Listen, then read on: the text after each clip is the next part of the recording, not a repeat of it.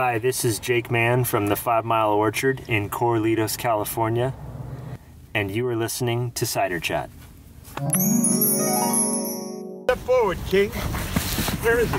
Oh, there he is. There he is. And I have my queen. Hail the queen. The king and the queen are important here because we need them to help us in our blessing of the trees. So we know that when we come into the orchard, there's friends in the orchard, and sometimes there's some foes, some forces that we need to struggle against, like mites, light, and other things that are evil forces that repress the apples and hurt our ability to gather and make cider. So, as part of the integrated pest management program at this orchard, we wassail the trees. And tonight we are going to wassail the trees, but we need to also support the other defenders in the orchard. And one of the defenders in the orchard are robins. And robins are the birds that defend the orchard.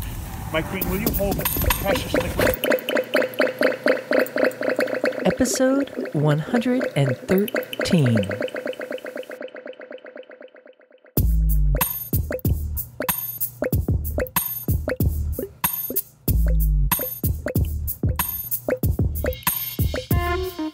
Hello and welcome to Cider Chat. My name is Aria Windcaller, and I am the producer and cider MC of this weekly podcast, where we speak with makers, enthusiasts, and folks within the cider trade from around the world. And this week, we'll be speaking with Jake Mann. He's based in Corralitos, California. That is the Monterey Bay area right along the coast, where they provide apple storage, heirloom apples, and culinary apples to the local economy and Greater California and beyond. There's going to be more on that chat in just a moment. Welcome back to Cider Chat if you are a regular listener and have subscribed to the podcast. And if you're new to Cider Chat, well, this is a weekly podcast. It typically goes out on Wednesday. We're up to 113 episodes. And we get to chat with people from around the world, get updates on what's happening out there in the land that I love to call Ciderville, because every one of us has a little spot of Ciderville, even if it's just your food section in your refrigerator that has a couple apples, or out on your table, or maybe you have a painting of an apple. That's your spot of Ciderville because you have that like little bit of meditation towards apples, palms, and all that good jazz. Speaking of that, when we had the intro by Jake Mann, then we followed into a little bit of wassail. And that's the time of year right about now in the northern hemisphere where folks are out in the orchard. You get to have a good reason to carry a lighted torch, which is, I mean, who doesn't have that on their bucket list, but to carry a lighted torch and go marching up the landscape. It's kind of like days of yore. And sing around the apple tree, and it's all about fertility and the coming season. So that happens this time of year in the northern hemisphere, and in the southern hemisphere, which is right now in the middle of summertime, they do their wassailing, I think it's around the month of July, and I know they're doing that out in Australia. So there's wassails around the world. It's an old pagan tradition that's been brought up through the English countryside, and now people are making it their own all over the land. And I happen to be able to partake in a wassail, as I did last year, at Carr's Cider House, which is based in Hadley, Massachusetts, which is out in my spot of Ciderville. A lot of fun, and the gentleman speaking there was a guy by the name of Al Sachs, and if he sounds familiar, that is because he was on episode number 72, giving a talk on the lost apples of the Quabbin, which is a giant landmass area where I live that was flooded back during World War II. So they took out about 5 towns, I think. I might have that right or wrong. And as a result of all that flooding, all these orchards and kind of like spontaneous apple trees that grew here or there were just left and kind of forgotten, kind of like the lost apples of the Quabbin. So you could check out that episode number 72. Now, there's a lot to go into this here episode of Cider Chat, episode number 113. We're going to come in with Jake Mann, who I had the pleasure of walking about at his orchard. Oh, we'll get to that in a little bit, but in the meanwhile, I want to bring you up to some news that's happening out there in Ciderville. So fill your glass, and we'll be right back with that.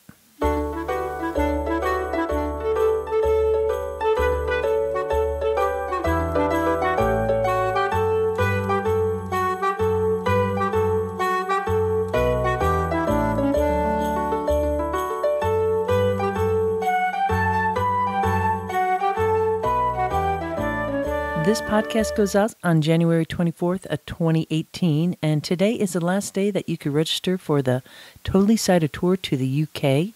It takes place April 25th through May 2nd. We reduce the rate dramatically to make it accessible to so many people that I know who are just hunkering for some UK cider, some chit-chatting with some of the most amazing makers out in that area, and drinking whole bunch of cider, don't you know? Anyways, if you want to find out about that, go to totallycider.com. There's a link where you could register. Don't delay. As I say, sign up today for that Totally Cider Tour. It's just going to be amazing. While we're on the subject of the UK, I want to mention a Cider-thon that's taking place on April 29th, coming right up. And this is kind of interesting because I was contacted by the group who put this on, and a gal by the name of Nicole, and I wanted to get a little bit more info. What is this? This is a half marathon, and it involves drinking cider. And so my first thought was, wow, that sounds a lot like a beer hash. And if you haven't ever heard of a beer hash, that was something that was started actually by the Brits in Malaysia back in 1932. And these were military guys, and the canteen that they ate at, they called it the hash house. And they set up this scene where they go running, trying to catch down a rabbit. And along the way, there's different stops that you drink beer, and you have to sing a song, and you get dressed up. And now beer hashes take place all around the world. So if you're into that, I've actually been on one. I wrote an article on it, having taken place in my area.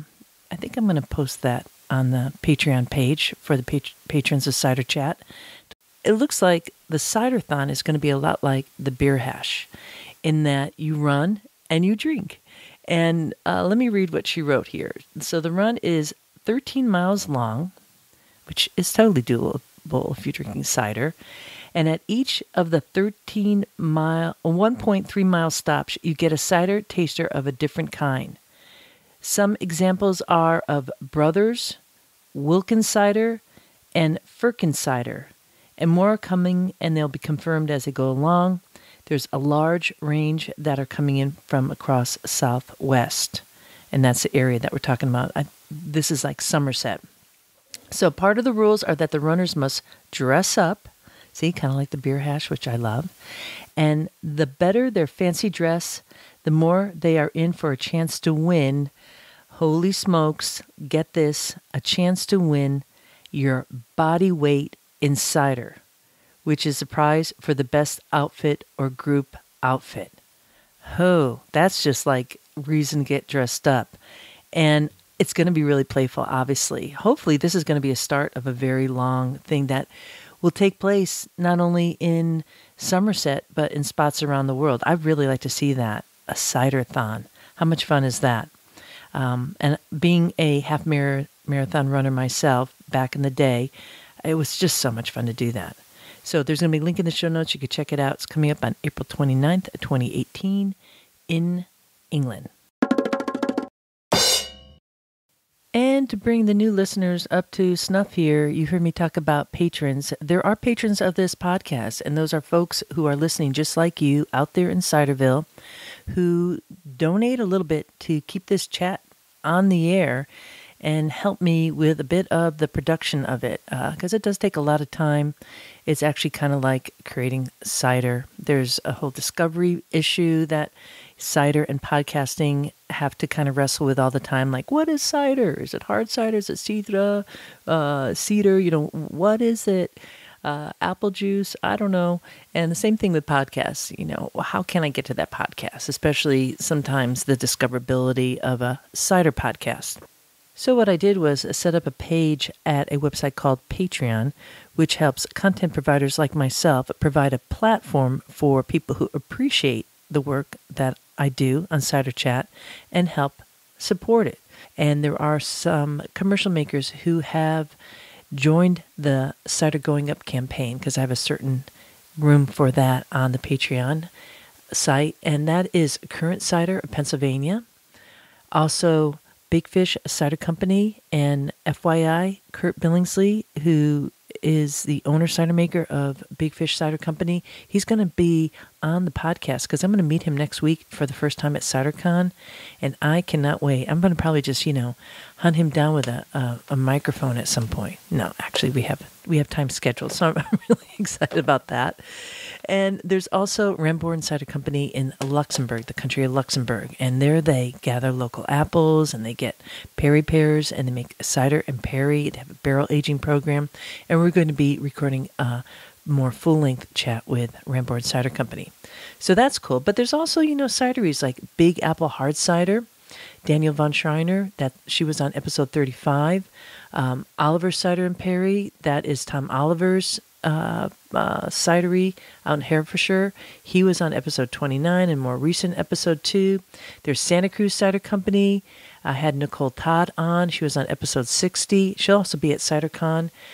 Ethic Cider, which is up in the Sonoma area, Petaluma, California. They're doing some really amazing stuff. They just got a Good Food Award for their cider, as did Big Fish Cider Company. There's also Chuck Shelton. He is part of the Shelton family who owns Albemarle Cider Works in Virginia. And Alan Shapiro, who puts on the Cider Summit all over the Northwest and Midwest. And the next one coming up is in February in Chicago, the Chicago Cider Summit. He was on episode 35. So there's some folks who either are part of the Cider Going Up campaign as a commercial cidery, or they just make out a flat donation, which super duper helps. Just Google Cider Chat Patreon. That's spelled Patreon.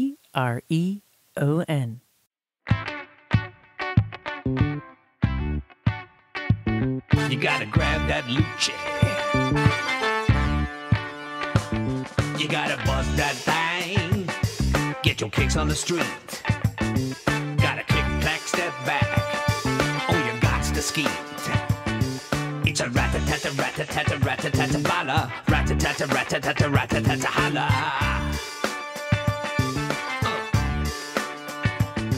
I don't wanna be pushed like I do the pushing. When it comes to the cheddar, keep it under the cushion. I don't wanna be ganked like I do the gank. And when it comes to the cake, be me you think. I don't wanna be pushed like I do the pushing. When it comes to the cheddar, keep it under the cushion. I don't wanna be ganked like I do the gank. And when it comes to the cake, be me you thinking. It's time now to head to our main chat with Jake Mann of 5 Mile Orchard in Corralitos, California.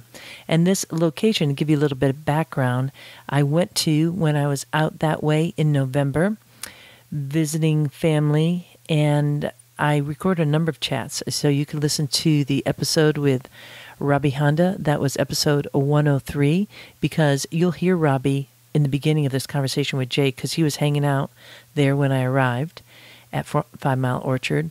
You could also listen to the episode with Tracy and Claudia, who are the owners of Cider Junction in San Jose. That's right by the San Jose airport. So if you're flying into California, listen to episode 107. I also spoke to Katie and Eric Ryder of Ryder Ranch, and they have Ryder Ranch cider. Amazing cider. Did a fun episode with them. That was just a couple ago, which was episode number 110. And it was Eric who said, have you talked to Jake yet? And I said, no. So he sent me the contact, because I didn't really know who was this guy on Instagram going by the 5 Mile Orchard. I didn't really know, but I really enjoyed his photos. And I thought, who is this dude?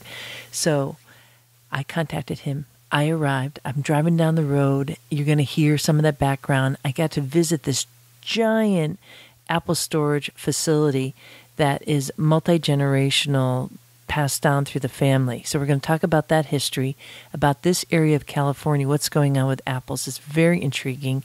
And Jake's passion for the trees and really resurrecting the energy around apple and making cider. So let's you and I grab a glass and join this chat with a little bit of Robbie Honda of Tanuki Cider Company, and then straight in with Jake Mann, based in Corralitos, California, the great-great-grandson of Sam L Mann and Company.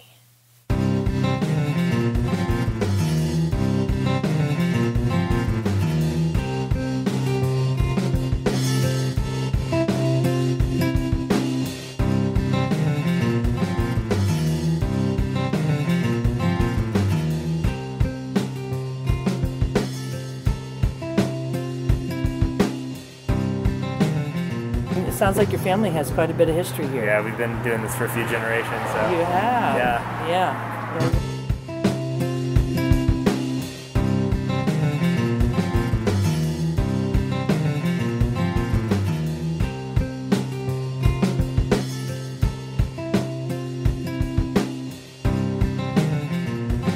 Some sort of Apple article every fall that some local publication does, and they're Right. like, and it's, as someone who's in the Apple industry, it's kind of sad that it's usually framed in the sense of like, there used to be this great Apple industry, totally. And now it's all berries and raspberries, and you're like, I'm still working on apples every day. Like, there's a lot of people who are, Yeah. I mean, if you look at a satellite photo of the county, it doesn't look like there's a lot of acres of apples, but then you and I were talking about how much fruit comes in, even just to our little cold storage, dude. And like Martinelli's produces juice for around the world. So there's a lot of fruit still grown here and trucked in from other areas as well. So it's still So what is the acreage of apples and when I say the county, or does it cross counties here? Or is there's it some grown out in San Juan Bautista area as well. Right, There's quite a few acres out there. And there's also fruit pulled in from the Central Valley, Stockton, I think. Mm-hmm. There's a lot of fruit around there. Mm-hmm. But I don't know the acreage in Santa Cruz County. Idea. No idea. What's in production. But it's pretty big. Yeah. I mean, not as big as it was. No, in my lifetime I've seen plenty of orchards pushed out and put in with hoop houses, berries and stuff. And it's just... Berries or grapevines, I was wondering, because I felt like I was seeing a lot of grapevines around here. It's more berries for some reason. Oh, those are berries. Yeah, like Sonoma County. Sonoma County gets a lot more orchards pushed out for wine, and down here it seems to be orchards pushed out for blackberries. Blackberries. Yeah, La Mora. Raspberries, wow. strawberries. Yeah. Wow, just to have them in those little tiny plastic containers for breakfast. I mean, Driscoll's right? is responsible for 80% of something crazy in the Yeah. country. Yeah. And they're based in Watsonville. Yeah, Wow. They're out on the other side of town. Yeah. And they come up with new varieties every year and license all the plants to growers. All those berries that they're having at the Continental Breakfast on the East Coast right now are from this region. Yeah. This region, yeah. Guaranteed. Now I know Imperial Valley very well because my parents lived down in that region. It was about 70 miles south of Palm Springs, which is known as a huge produce production region. Yeah, my grandfather used to work down there. Okay. El Centro. Yeah, right, El Centro, but Watsonville, my brother has a kayak shop down in Moss Landing, right? Nice. Kayak Connection, and up in Santa Cruz. Okay. Yeah. So there's a whole, drive down where you're seeing acres and acres of crops being grown. Mm-hmm. But I was primarily just doing that drive. I never really saw apple orchards until I pulled off on Freedom Boulevard. There's nothing out on the freeway. Nothing out on the freeway. And so it starts right here that. when you come down Freedom Boulevard. Yeah. Which is the old route, right? Yeah. This was on the main highway between Watsonville and Santa Cruz way back in the day. This is the 5 Mile House up here on the corner. It's part of where we get our name from, the 5 Mile Orchard. Yeah, that's across the street from the cafe and across from Aladdin, right? Aladdin that little Nursery, corner. Yeah, okay, so that was 5 miles from downtown Watsonville. There was a gas station there. There's another roadhouse up the way called the 7 Mile House, which is just a residence now. But so this is the old stage route, and I guess Spanish explorers walked through here back in the day. Yeah. I met a guy who was writing a book last year, and he was walking along the road retracing the route. He had to camp at the lagoon over here where the Spanish explorer camp had. Wow. Anyways, this is the first orchards you see when you come down this way. Yes, you do. Yeah, and there's also, I've ridden my bike from San Francisco before, and as you come into Corralitos, you sort of pop out of the redwoods and out of the canyons, and then it's apples right away. That's the first crop you see. And there's different corners, driving up to Corralitos from here, you saw some of that. And, there's different corners around the valley where it's still largely apples, but it's a lot more berries now. Right. So, and there's only... I think there's 2 U-pick operations around here, which I know on the East Coast is a bigger form of apple tourism. People leave New York City, they take the train to upstate, and they go pick apples, and that's a thing that they do. And our friends at the Gizditch Ranch do a pretty good operation there with U-pick and school tours and lots more like sort of apple-based tourism in a classic way, I think. So. It must be absolutely beautiful during apple blossom here.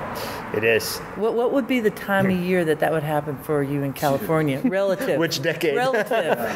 Right now, I know. Right. This year, our full bloom was late March. So, early April. Okay. Used to be more early April, mid-April. Last year, it was, I think, we started on March 5th or something, and we had a really warm... Early. Before it was in February, and then it was a later bloom in June. Oh, yeah. Whoa. We had 2... Before the rain. So 2 blooms. 16. It was kind of weird. It was really drug out. There was no chilling. And so the trees just sort of kind of lazily woke up and bloomed across the whole thing. If you get sufficient chilling hours, not a problem on the East Coast. If you don't get enough chilling hours, then the tree just sort of doesn't wake up at the same time, and you get this long bloom and different sized fruit at different ripenesses. This year we had a beautiful bloom, might have been bigger than last year's, but it rained the whole time, and so a lot of the fruit didn't pollinate. The bees were not working. Oh, geez. And we got a lot of scab this year because there was so much moisture during the early part of the fruit. Wow. There's scab all over everything. Now for cider makers, scab doesn't really matter at all. Not terribly. It affects the fruit size a little bit. Yeah. I think it was Neil Worley I heard say that you might actually pick up some other yeasts off the scab that are beneficial for if you're doing a wild ferment. But here, we'll waltz over. You can look at this. Yeah. So nice to meet you. Are you heading out, Robbie? Yeah, I gotta go. So really great. appreciate it. Yeah, it's great. Have a good trip down to Monterey. Yeah, Thanks, so man. maybe see you in end of January. Yeah. In maybe. Baltimore. Fingers crossed. I'm 50-50. Good. It's worth your time.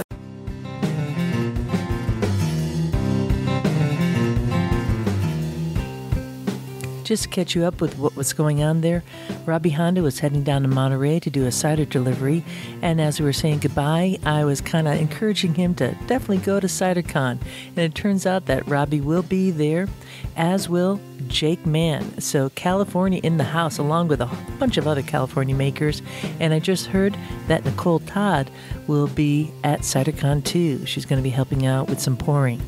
So these are nice folks to meet, greet, and welcome to your spot of Ciderville if you're from the East Coast. I hope you get to enjoy a little chat with them. All right, next, Jake and I are standing over the giant bin of apples and talking about the varieties that they have there as he starts cutting into some Newtown Pippins. Right now, we're looking at what kind of apple? That's a Newtown Pippin. Newtown Pippin, which is the signature apple of the Pajaro Valley. Mm-hmm. Yeah. And these are, pretty good-sized Pippins, too. Yeah. We a like little to bit of grow russeting bigger. on it there. Yeah. So the russeting happens here, and people say it's somewhat specific to the Pajaro Valley Newtown Pippin. If you grow these in Hood River, you don't get the russeting. Mm-hmm. Don't know why. Oh, look at that. But, yeah. Beautiful. Wow, yeah. Let's see how these taste anymore. Really sweet, tart.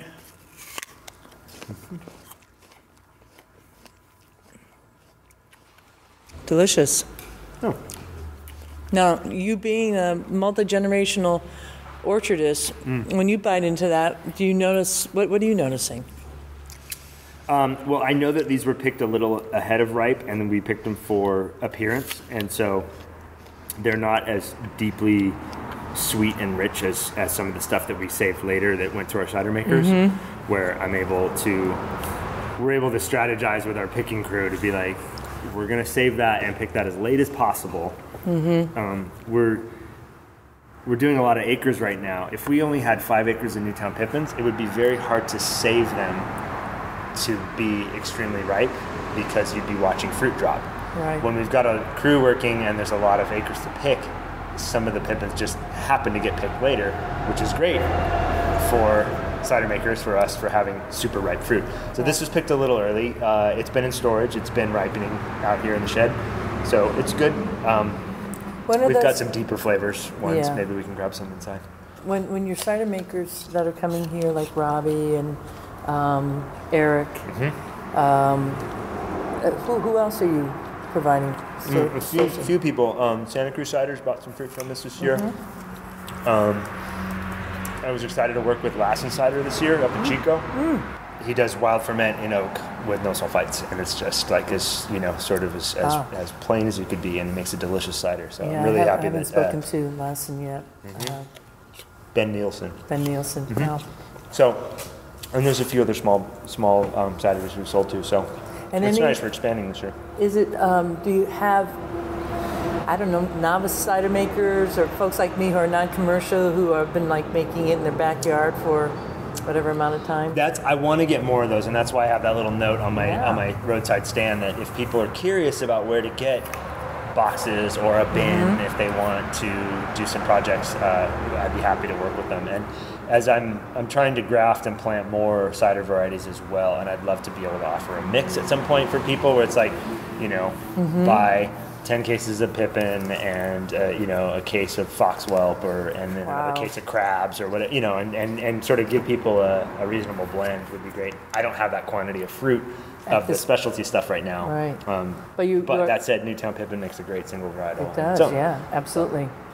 Because they just had that tasting, and Eric sent his to New York City, so excited about that. We had fruit in 2 of those ciders. Really? Which I was really proud of when I saw that on the images. And, it's like, Mama, our fruit's going to New York City. Oh, it kind of feels like that. You have to feel good about that. After so many years, cider is really that friend that showed up at the door and is really helping orchards around the world. Yeah. Not just the U.S., around the world, even in Normandy. Yeah. Where there is a push for development, and you would think that there's not a problem for pears or apple trees because of our affection towards it and what you would think they would love. Yeah. You have somebody like Eric Bordelais kind of lamenting that, my God, they're going to take down these trees, maybe. Right. So it's not just here. So I don't know if that makes you feel better, but no, it does. I mean, it's good to know that. It would be silly to be growing apples these days and not thinking about cider as part of it. And I think we're in a position here to, we've got folks who are interested. We've got cider makers who want to work with this fruit. We've got a great fruit. We've got the potential to. Delicious. It's a good place to start. Now you mentioned crabs. I was wondering what kind of crabs you are growing. Let's see. My favorite ones are 2 that I found poking around in the summer and the fall that are escaped rootstock. So I don't know what they are. But I've propagated them. Escaped rootstock. So this is where you've got an old tree where the graft died. Okay. I think it was a red. The first one I found, I was standing at my sister's ranch up in Corlitos, and I looked over and I saw these little ping pong ball sized, pale yellow to white almost round fruit, and I walked over and tried one, and it tasted like a sweet tart candy, totally crazy, puckering, nutty, and so I noted that, and the next winter came back and grabbed some signwood off of it and grafted it onto some things at my parents' orchard. So I'm trying to keep a library of stuff that's collected. Great, wow. And see what does well. Sometimes things you get some signwood from a grower and it doesn't really take off, and other ones do really good.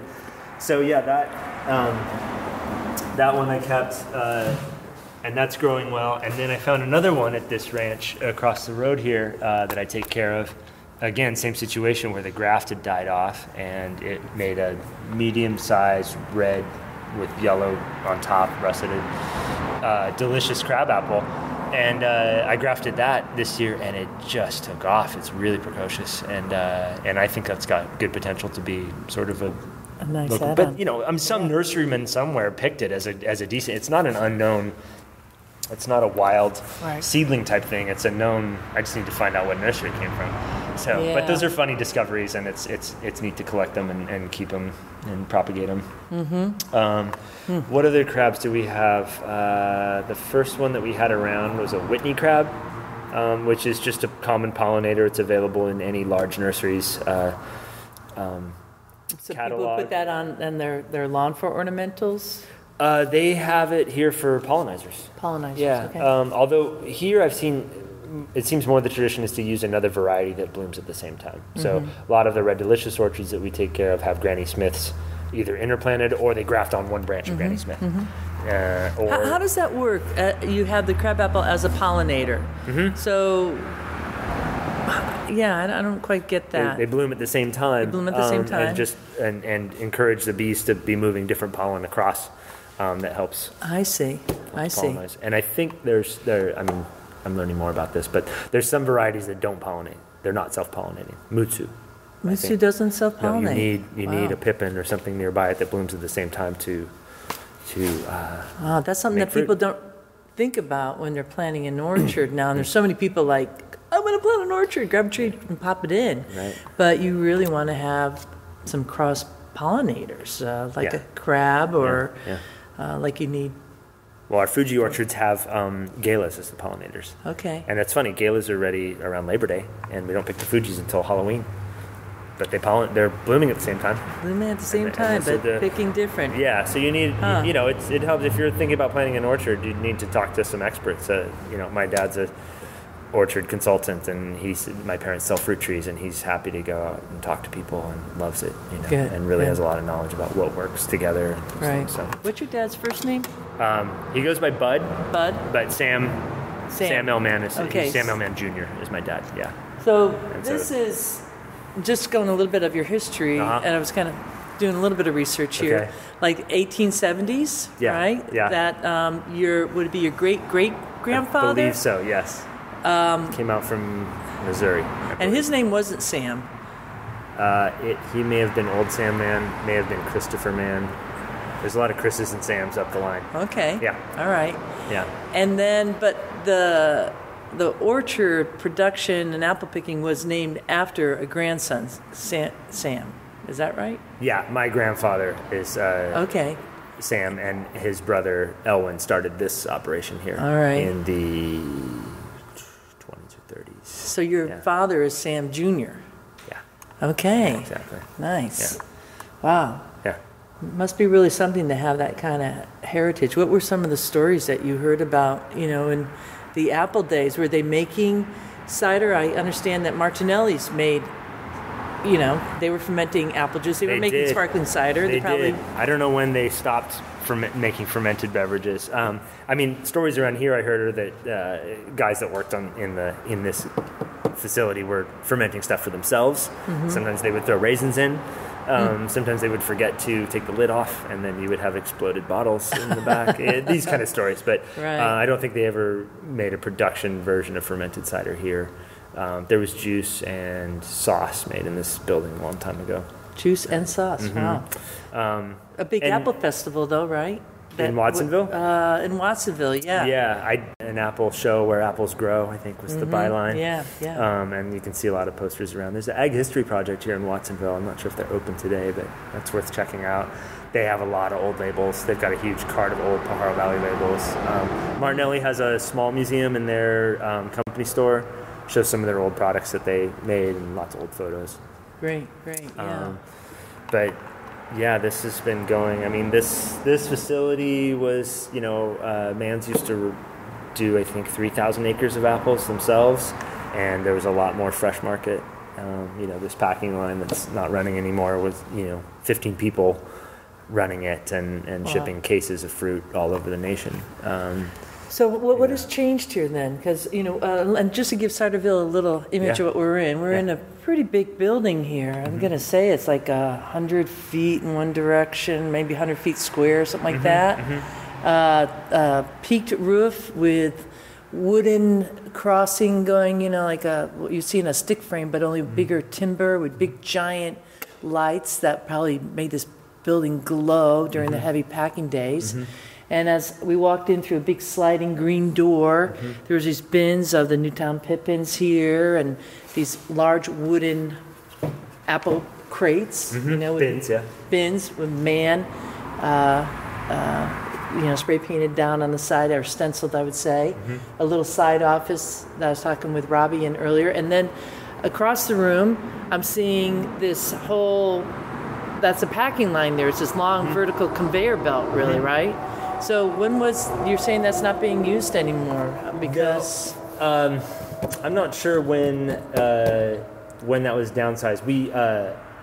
My father's side of the family wasn't taking care of this facility in the 70s and 80s, and so I'm not sure when this went out of use, but I do know that sort of the apple market for fresh market was eclipsed by Washington and Oregon at some point. They got better at growing that market fruit in those tighter, regular rows. It was much different, you know, when this facility was first run.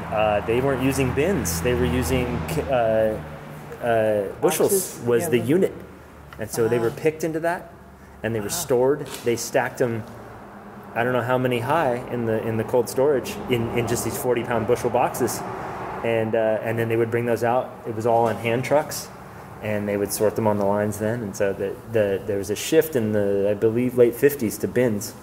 Late as 50s, the unit. only as the late 50s. You know, and these larger ones here hold 30 bushels. 30 bushels. Yeah, and these are about 24 bushels. It's about a bushel per inch of depth in a bin.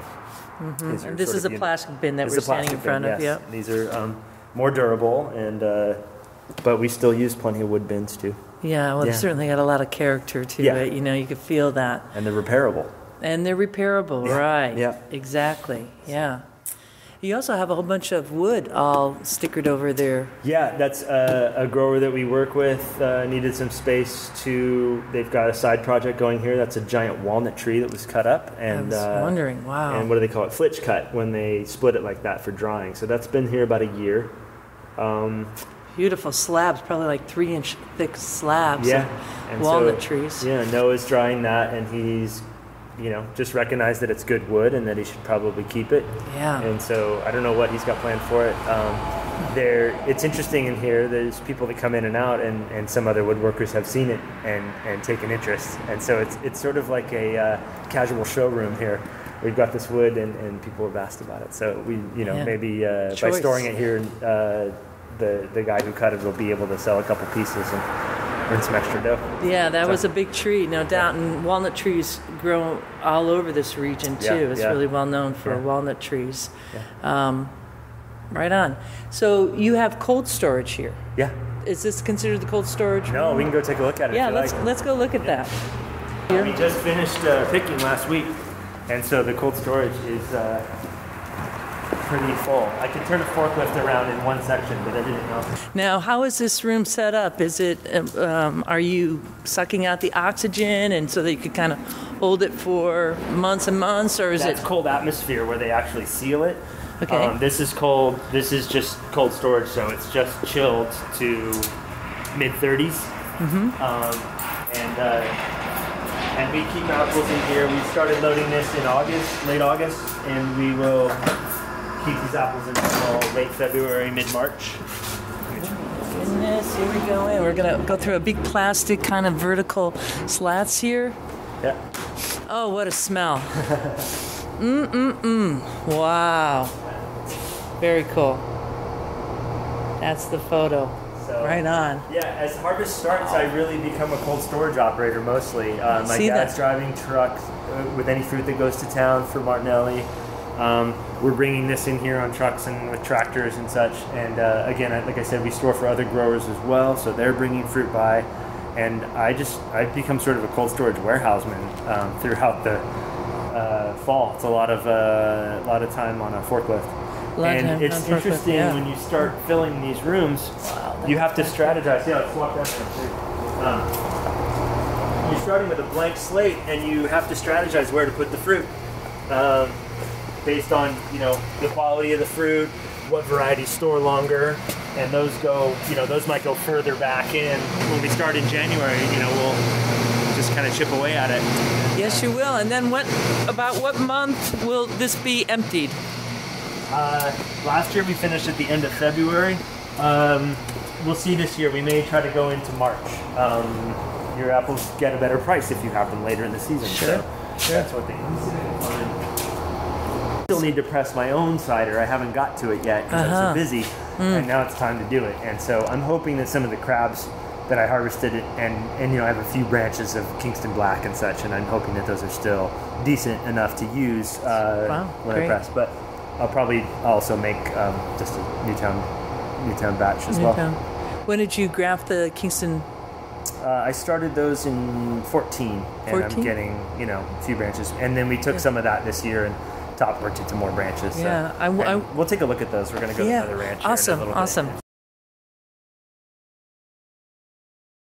So I'm standing out on this big loading dock here, where we just walked out of the cold storage area. The front room is where we were originally standing in, where they did all the packing. And then right outside this, I'm going to take a photo from the docking area, is this orchard. As far as I can see, all the way back to that tree line. Quite a few apple trees. And what would all these ages be on these trees here? These are probably 25 to 30-year-old Red Delicious that we're looking at here. They didn't do great this year. Last year they was fantastic. Again, I wouldn't select to plant Red Delicious and grow them right now, but this orchard has the trees in place. And I was saying earlier about the way that the apple industry works here. We're growing mostly for juice, and so if you have a productive orchard of Red Delicious, you may not take the time and money to rip it out and put something else in. Yeah. And it's productive. Yeah. I top worked some Red Delicious here to Black Twig, which I've got some cider makers who are interested in using that. It was also an experiment to see if we could top work Red Delicious into something more useful. I'd be glad to get my hands on some cider fruit and some English varieties and stick them on there this winter. So Is it how's it looking so far? You've started to graft? We should go back and take a look at it. Let's see. There's two. I want to show you some of this ranch, and then we can drive right up the road to my parents' place. Wonderful. And show you some of the trees that Eric's been using for his Pippin cider. Let's do it. Okay. Let's do it.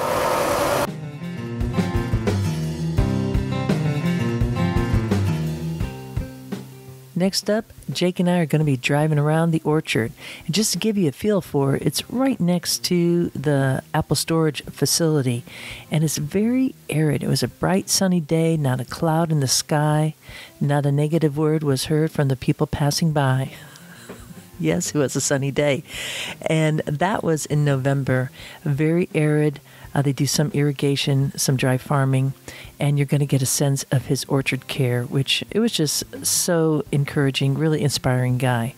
So let's now take a ride with Jake Mann of 5 Mile Orchard out in Monterey Bay, flat side to Watsonville and Corralitos, California.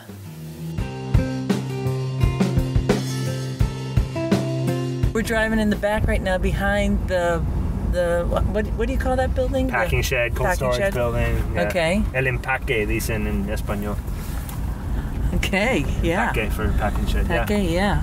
Whole bunch of those big boxes of wooden bins. Yeah. So how they do in the sun, huh? Yeah, well, it's good. They weather and dry out. You want to use them every year or move them around. So last year we worked with the left side of this pile, and this year we worked from the right side so that we're getting a rotation going every year. Yeah. Kind of classic scene in California. There's a couple boats tucked in the back there, storing, and wood up front. Yeah. Every space. This is a section of John & Gold's that did really good for our market fruit this year. Beautiful big fruit. Santa Cruz Cider's working with some of this for fermentation. They're delicious, sort of acidic and sweet variety. Over here on the right, I'm doing a little bit of I'm trying to make this ditch a bit more interesting. I'm planted some willow trees in here, and I'm hoping that they grow up and they'll shade out the weeds in the ditch, and they make, habitat for birds, and they create a bit of a windbreak, and visually I think they look really nice. To have creeks or ditches that sort of have some a little bit more plant material. That's brilliant. Brilliant. It'll give a little bit of shade too. Yeah. Because you're doing dry orcharding. We do irrigate. Yeah. You do? No, okay. we do irrigate once a year in July, and we have to move pipes in. This isn't drip irrigate setup, so we move What creature do we have there? That looks like a cat. Okay. It's a cat. Yeah. What kind of creatures do you get here? Well, we have ground squirrels and we have jackrabbits. Jackrabbits are funny. There's coyotes once in a while around. I've had them follow me while I'm working, like a couple rows over, sort of tracking. So these are Newtown Pippins on the right. They're interplanted, so the big rows are Newtown Pippin that are about 75 years old, and these are Mutsu, which are about 5 to 10 interplanted. What is the pink marks around the trees? The pink marks is this section we are transitioning to organic.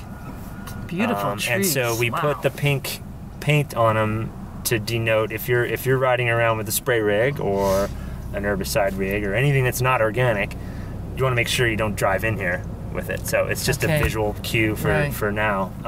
Took on an organic orchard from our neighbors just over here this year, and I said, let's try converting and see how it goes. There's enough materials now, and the technology is developing enough that it's getting easier to farm organically, we think. And my dad's willing to as our main sort of advisor on how we take care of these trees, he's willing to take a chance now and see how it goes. And so far it's turning out good, and more people are asking for it, of course. I mean, it's a trend in the world, and if it if our production is good and the fruit's turning out well, it's probably a good idea to do it. Is this all like dwarf trees? Are these what?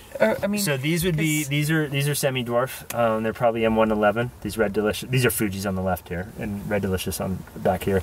These large ones are standard rootstock. I mean, planted in the 40s. I don't think they had semi-dwarf varieties at that point. The Mutsus that are interplanted in there are, I don't know what rootstock they're on, but they're a semi-dwarf. We use a lot of B118, which is like hardly dwarfed. You could still grow a pretty large tree out of that. It looks like they're getting bigger as I look down the lane there. Is that true? We'll drive down there and check it out. Not an optical illusion. I want to show you these graphs that we did. Oh, wonderful. Graphs. Love it. The full root. Look at the view, too, of the mountains up there. Yeah, wow. That's up Eureka Canyon. You're looking at a little bit of evidence of a fire from 2008. That dark area, that's not a cloud. That is a cloud, yes. Oh, no, but the sort of bald hillside above that is from 2008, the Loma Prieta fire. That's Loma Prieta Peak there with the antennas on top. Yep. So, I'm showing you this top work section we did last year. Look at that. I'm looking forward to pruning this because the grafts have really taken off now. Oh my goodness, look at that. And we can then go ahead and probably start cutting the nurse branches, or they call them the sap poles. Wow, look at that. And I think this is also characteristic of black twig, which is a really vigorous grower. I mean, this is, you're looking at those guys, 5 feet of growth this year. This is the second season they've grown. They did this much growth last year. I'm going to have lots of sign wood of this variety to go ahead and probably keep moving through. Now, what are you grafting that onto? That's a Red Delicious. That is Red Delicious. Yeah. But right next door to that's not Red Delicious. I believe this looks like a Mutsu tree we missed that didn't get picked. Huh. Couldn't get to everything. And sometimes these anomalies that are in different parts of the orchard, you forget. Yeah, I bet. Yeah, it's a lot to keep on. Yeah. So... And the soil here is so black and chunky. Yeah. What is that? I believe it's a Pajaro Valley loam. Okay. Depending on the different ranches, even though they're all the same level, some of them can be... I got a tractor stuck in this mud last year in 16, and it was like lead peanut butter. It was horrible. It was a really I could imagine. Feels like it's just kind of walking on it too. But generally, I mean, I've also turned shovels full of dirt, and it's like beautiful coffee grounds, So it just depends on the area. And we're close to the creek, so I'm assuming that these are, soils that have spilled over from creek flow, which usually you get the thicker, bigger particles closer to the creek. The further you are away, the more sort of clay you get. Mm-hmm. We have another ranch that we take care of up on top of the hill, and that's a whole different kind of clay. It's like marshmallow cream spongy, and it won't dry out for 2 weeks after a rain, and you have to be really careful about when you go up there to mow, because you can get a tractor stuck. I got my car stuck up there just doing a ranch check one day. And that was 2 days after getting the tractor stuck here. So, life of an orchardist, no yeah, doubt. and my dad's always told me, he's like, don't go in there and get it stuck. It's not worth it. And you're always in a hurry in the spring. You want to get some work done while you got some sunshine. And I finally got a tractor stuck, and he kind of laughed at me because I finally did it. And I realized that it's not just that it's sticking, it's that you had so many other things you wanted to do with your day, and now you're stuck spending hours and hours and hours trying to get a tractor out. It's a huge waste of time. And so that's the best reason to just hold back and wait and don't try. Sometimes you have to do that to learn, right? Yeah, that's hard. So it's funny. People tell you these things over and over, and then you finally learn. Well, especially parents, sometimes you really have to do it.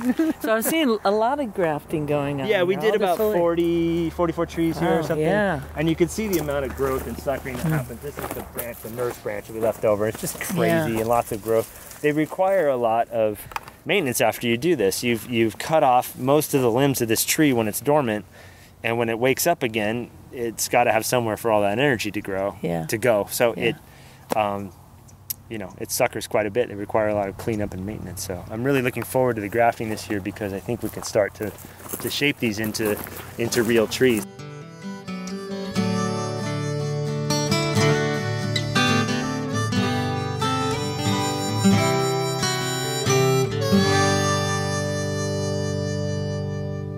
As harvest approaches, labor becomes a huge issue here. And Watsonville, we were talking earlier about the blackberries, and there's strawberries here, and there's some wine industry, but you could see the hoop houses over there for a blackberry field on the other side of the creek.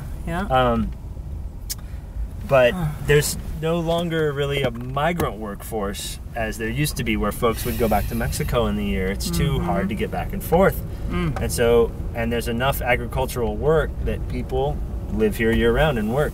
And but one of the things that's changing, if you've got an old standard orchard like this, it's harder to get pickers because it's much harder work. Every time you have to move that bigger ladder, these trees are less productive than a vigorous, young, dense And you're orchard. using wooden or aluminum. No? Aluminum, okay. Yeah, but they're 14-foot ladders, and the trees are pruned such that you can put a ladder into them. But still, you get up there, and if it's a year, this was kind of a sparse year. We had to actually raise our price per bin because the pickers weren't able to And that's how they're paid per bin. Per bin, right? yeah. Wow. And that has to be better than minimum wage. Because they're hustling, it's contract work. So. All the more important to get more value added to that apple, such as cider. So if it's easy if you've got a nice tight orchard of Fuji's, you're not going to have a problem getting pickers. There's some folks who have only standard rootstock Newtown Pippin orchards.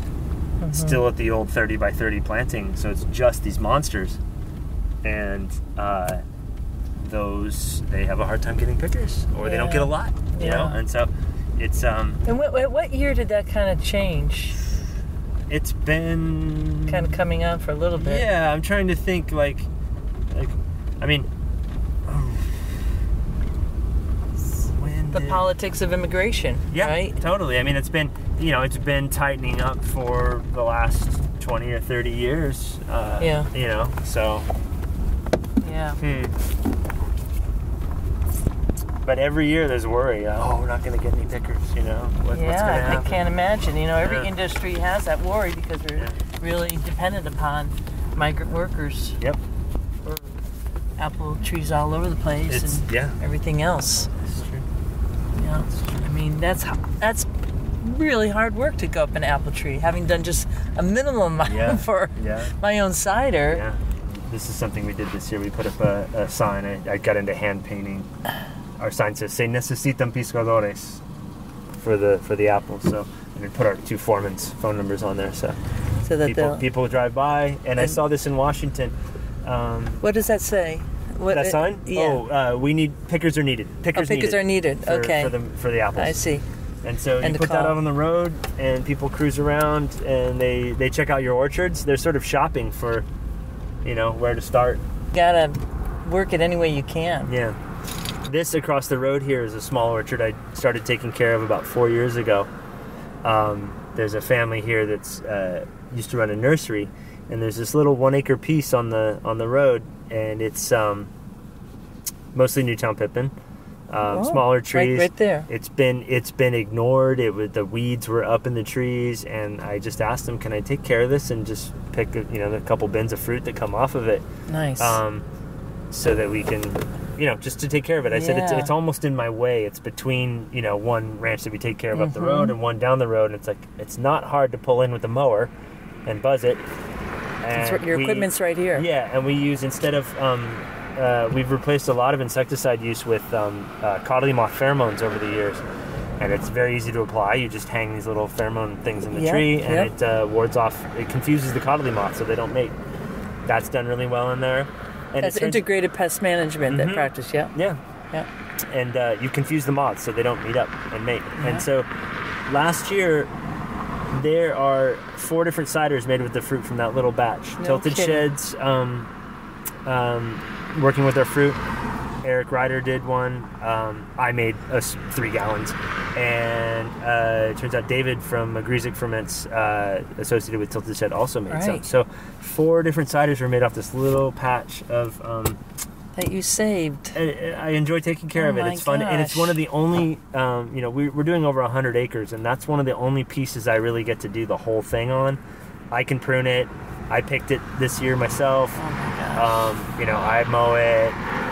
Yeah. All these things. So it's a nice little patch, and it's out by the road. People honk when they go by. It's a chance to be out and kind of a little bit of promotion of Apple. Yep. What's the buzz going on there? Yeah.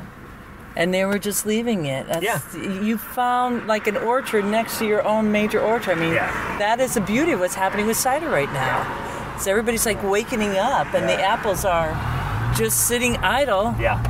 And this is also the one, you can see my tag out there for grafting. Yes, I can, yeah. This is where I found one of the crab apples that was Nice. from a dead tree that the rootstock was still going. Oh, they look so happy. So, and just a little bit of pruning and mowing and keeping the codley moth out of there. And it's last year, I don't know how many bins we got out, but the fruit was really nice. I can hand thin the whole thing myself.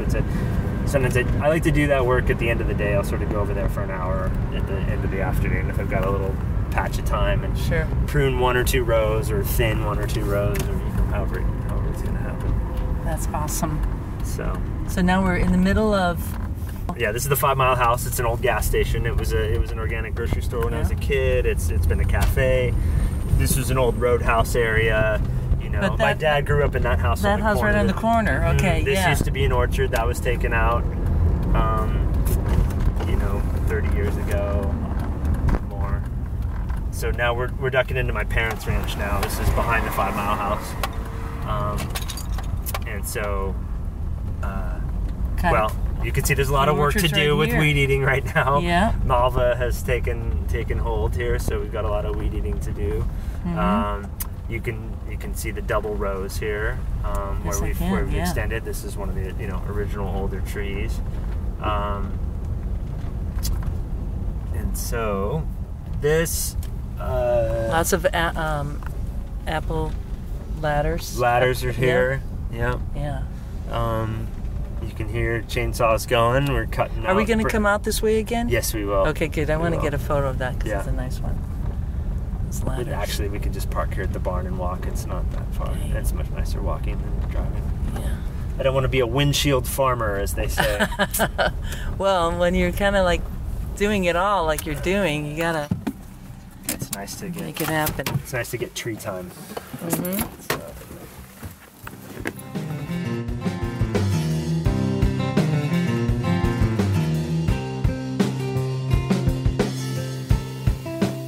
I'll tell you one thing, Ciderville. Jake Mann is not by any means a windshield farmer. I like that term. Anyways, we did get out at that point, and I was taking a lot of photos. We walked around some of the trees that Eric and Katie Ryder are using in their Ryder Ranch cider. where they make a single variety Newtown Pippin using trees that aren't any younger than 75 years. And that's what Jake does have on his property there. So an amazing man, an amazing family orchard, so much to learn from. And if you want to check it out, you'll find some links to contact Jake in the show notes. I have some pictures if you go to the ciderchat.com website. And you go to this here episode 113. And I'm also going to be working on a little video because I took a lot of photos and just kind of put them in a little snapshot. And I'll be posting that to the Cider Chat YouTube channel. So you could subscribe to all of that. When I come back, I'm going to send you off with a couple tips if you're headed to CiderCon, and I know some of you are, maybe right now, hot diggity Dan, that you could kind of put into your tool bag. And even if you're not headed to CiderCon and you do travel about, I think this tool will be pretty handy dandy for you regardless. Stay tuned. Well, anytime that I fly, the one thing I always make sure that I have is the app for the airline that I'm flying on, and also any hotels. So you want to get the Marriott app, and you also want to get the app for the airline. For instance, I was flying out of San Diego just about a week ago, and right as we were ready to go to the airport, we got the notification, flight canceled. And the great thing about the app is you're able to go onto that app and manage your new destinations, if you will, because you might have to, get jumbled around a little bit as you select a new flight. So that made my life easy because at the same time, just as a backup, we had the airlines on the phone trying to get through to a representative. And that never happened. The whole time we spent rearranging our flight to get home, nobody ever answered. So my key for you, whether you are going to CiderCon or wherever you go, is always get the brand that you are either flying on or staying at. Get their app so you can manage it. It is just a good tool to have in your tool bag for that little, when things don't always go so well or as you plan. But I think things went really well this week, so I appreciate your time. Those who are going to CiderCon, don't forget to bring your cider to Adam Levy, the alcohol professor. He's going to be in the vendor section down there at the Marriott in Baltimore. You could submit your ciders to the New York beer competition that we hope will eventually become the New York Cider Competition as he gets a record number of ciders going in there. And also to the Berlin competition that he is managing too. So this will save you on some shipping if you do that and bring your ciders to the Baltimore CiderCon event coming up next week. Oh my goodness. Yeah, starting right up. I got to start packing, getting my act together for all that, and I'll be set up in a little booth somewhere like a fly on the wall kind of too, because I'm hoping to record some presentations. Really excited about that. If I see you at CiderCon, please don't hesitate to say hi. I love it. I love it. So don't hesitate to say hi. Well, maybe we'll take a photo. We could share that with Ciderville. There couldn't be anything better, except that is raising a glass with you, which I hope that I could do soon.